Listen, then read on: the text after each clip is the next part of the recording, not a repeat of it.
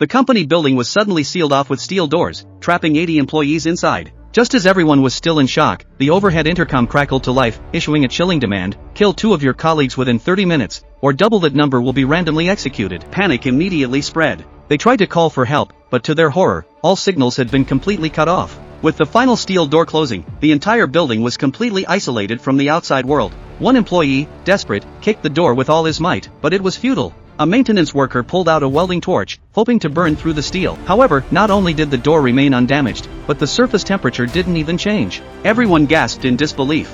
Who could possibly have set up such a flawless trap, sealing them in here? A few employees rushed to the rooftop, hoping to get help from the security guards below. But to their shock, when the guards saw them, they calmly took a sip of coffee, completely ignoring their presence. It was clear now, this was a highly organized and calculated conspiracy. However, the janitor remained optimistic, thinking this was just a psychological game designed by the higher-ups to help them relax. But before he could finish his sentence, a loud pop echoed through the room, and a female colleague beside him instantly dropped dead from a headshot. Soon, several others in the lobby also fell to the ground, victims of sudden headshots. The others panicked, assuming a sniper was randomly picking people off, and they scattered in all directions. But then the gunfire suddenly stopped, and, strangely enough, the number of headshots was exactly 4. It didn't take long for everyone to realize the broadcast wasn't a joke. Even more unsettling, they discovered the victims' heads hadn't been shot by bullets, they had exploded from the inside. Chuck, one of the employees, quickly figured it out and rushed to the bathroom. Without hesitation, he grabbed a large kitchen knife and, with intense focus, began cutting at the back of his own head.